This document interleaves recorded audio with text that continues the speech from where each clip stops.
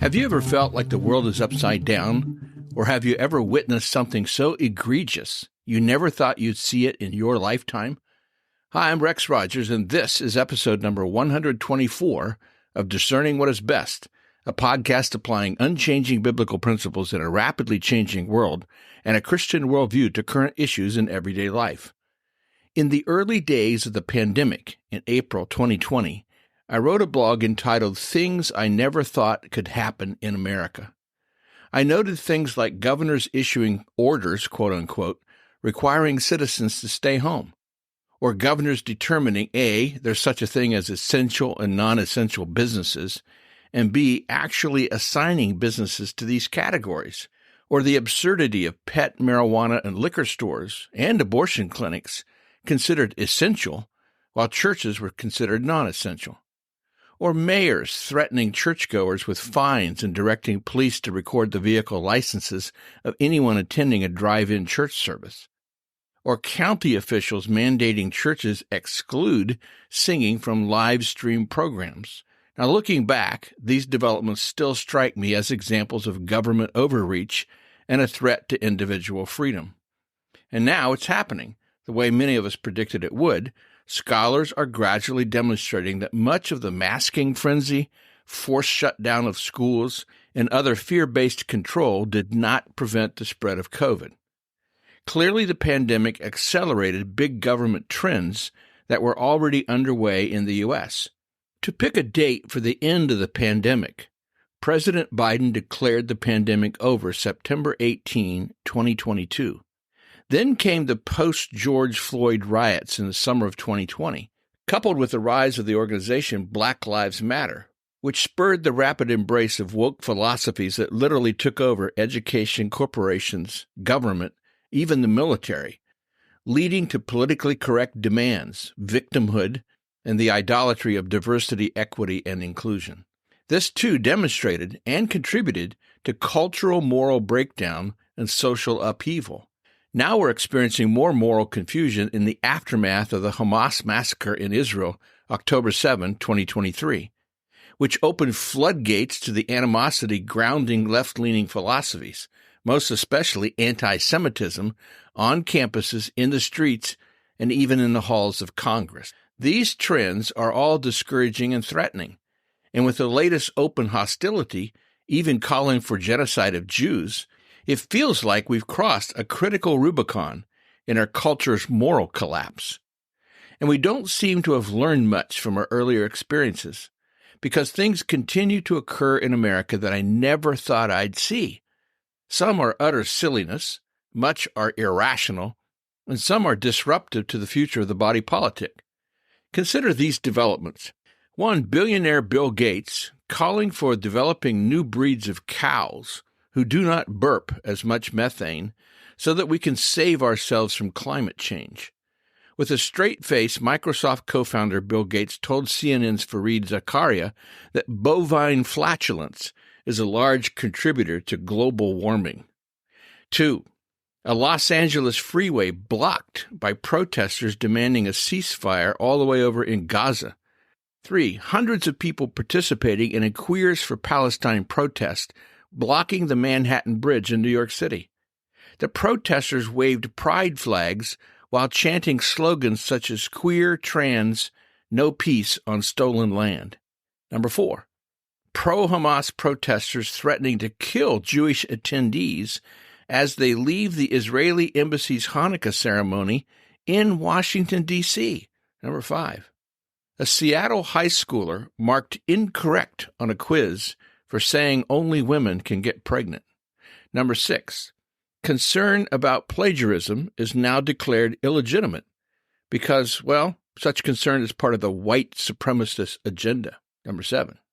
U.S. soccer player Megan Rapinoe, a sexually out, in-your-face, perennial malcontent, hurt her leg and said it was proof, quote-unquote, there is no God.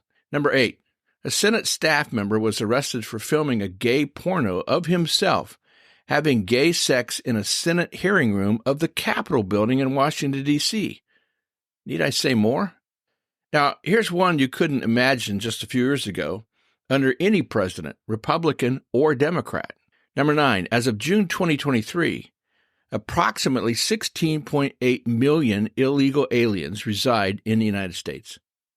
Since the beginning of the Biden administration in January 2021, illegal immigrants coming across the nation's open southern border with Mexico now stands at more than 3.8 million, including more than 1.7 million gotaways who crossed undetected. This is the greatest number in history and of any administration, such that the total is now more than the individual populations of 41 states. By the way, the annual net cost of illegal immigration is approximately $116 billion tax dollars. Now, this is not only astounding for the numbers involved, but also shocking when you consider this has happened because a given administration simply chose to ignore the law, suspend policies, and in general thumb its nose at the safety and security of the American people. Now, I have long been in favor of legal immigration, and I still am. But this willful grab for political power perceived to lodge in these immigrants is illusory and dangerous. One, we don't know who these people are because they have not been vetted. 2, many are military-age males entering alone. 3, the fentanyl drug cartels are using this surge to bilk Americans. 4, children are being trafficked in the midst of this. And 5, while some of the immigrants may truly wish for a better life, others are coming for nefarious reasons, with no intention to assimilate. Just look at what's happening in Europe. Many European articles now replace the word immigrant with the term cultural enricher, usually ironically or sarcastically. It refers to invasion or general violence caused by people of different cultures. The phrase has roots in Germany in World War I and was used later by Hitler to refer to Jews. The people who had been admitted en masse to European countries under the false philosophy of multiculturalism, in the hopes they'd provide a new workforce to make up for the low birth rate in these countries, are not, for the most part, integrating. They are now acting out violently, making economic and religious demands, and otherwise have become a major problem across the continent. Former German Chancellor Angela Merkel said that the effort to bring foreign workers to a happy multicultural society, quote-unquote, has failed, utterly failed. The U.S. should have long since taken note, but it may now be too late. Number 10, given my long background in higher education and love for campus life, the rapid decline of American higher education has been hard for me to watch. In the past few years, it's been a slippery slope embracing moral relativism, the reemergence of racial segregation in the name of inclusiveness, the destruction of standards in the name of equity, the utter absurdity of gender pronoun madness, the development of free speech zones because elsewhere on campus speech is restricted for a list of politically correct reasons. That is, until the past month when anti-Semitism has been permitted, endorsed, and encouraged at the nation's elite universities. Number 11, abortion has been legal since I was in college. But a list of things I thought I'd never see in my own country still must include this travesty.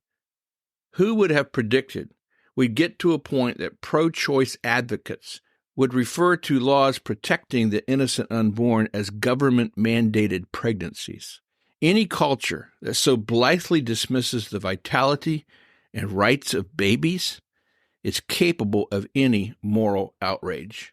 There is, in fact, no end of ridiculous, irrational, or dangerous offshoots of humanity's desire to avoid living as God intended. This seems to be the state of our union. But as a Christian believer, our commission in life remains the same: to love God, to be ready always to give an answer to the hope that is within us, and to let those who love the Lord hate evil. Well, we'll see you again soon. This podcast is about discerning what is best. If you find this thought-provoking and helpful, follow us on your favorite podcast platform. Download an episode for your friends.